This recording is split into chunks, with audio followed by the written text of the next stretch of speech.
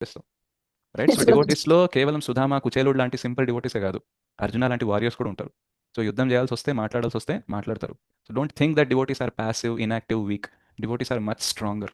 ఒక్కసారి వాళ్ళు స్టార్ట్ చేశారంటే మామూలుగా ఉండదు, రైట్? సో అందుకనే ఎదుటి వాళ్ళకి చెప్పాలి, నువ్వు నాతో సరిగ్గా ఉంటే నేను నీతో సరిగ్గా ఉంటాను, నువ్వు నాతో సరిగ్గా లేవనుకో నేను తగ్గించుకుంటాను. కానీ నేను తగ్గించుకున్నా నన్ను బాగా గెలుపుతున్నావు అనుకో, నీకు చేయాల్సిన శాస్త్రం నేను చేయగలను. సో డివోటీ అంటే ఎప్పుడు కామ్గా ఉంటారు, సింపుల్గా ఉంటారు అని అనుకోవద్దు. వాళ్ళకి కానీ కోపం వచ్చిందంటే ఏదన్నా చేయగలరు.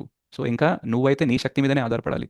నేనేదైనా చేయాలంటే నాకు వెనకాల భగవంతుడు కూడా ఉంటారు, రైట్? సో అందుకనే నువ్వు నాతో జాగ్రత్తగా ఉండాలి యాక్చువల్గా, రైట్? హిరణ్యకశిపుకి ఆయన శక్తి మీదనే ఆయనకి నమ్మకం ఉంది, కానీ ప్రహ్లాద్ మహారాజ్ వెనకాల ఏ శక్తి ఉంది, భగవంతుని శక్తి. రైట్? విష్ణు సో శక్తి. సో కానీ ఇది హిరణ్యకశిపుకి తెలియదు కాబట్టే ప్రహ్లాద్ మహారాజ్తో పెట్టుకున్నాడు. తెలిస్తే పెట్టుకునేవాడా? లేదు. నో ప్రభుజీ. సో అర్జున్ అయితే పర్సనల్గా యుద్ధం చేయాల్సి వచ్చింది, కానీ ప్రహ్లాద్ మహారాజ్ ఎంత అంటే ఆయన కామ్గానే ఉన్నారు. ఆయన పని ఎవరు చేశారు? కృష్ణ భగవంతుడు చేసి. స్వయంగా వచ్చి చేశారనమాట, రైట్? నేను నిన్ను టార్చర్ చేస్తున్నారా, నువ్వు రిలాక్స్ అవ్వు, నేను చంపేసి వస్తా అన్నారు నరసింహస్వామి. అర్జున కృష్ణ ఉన్నప్పుడు ఏమన్నారు? నేను నీకు జ్ఞానం ఇస్తా, నువ్వే వాళ్ళందరినీ చంపాలని అన్నారు, రైట్? సో ఏదర్ భగవంతుడు మనతోనన్నా హింస చేయిస్తారు, కావాల్సిన హింస ధర్మ సంస్థాపన కోసం, లేదా తనే చేస్తారు, ఓకే?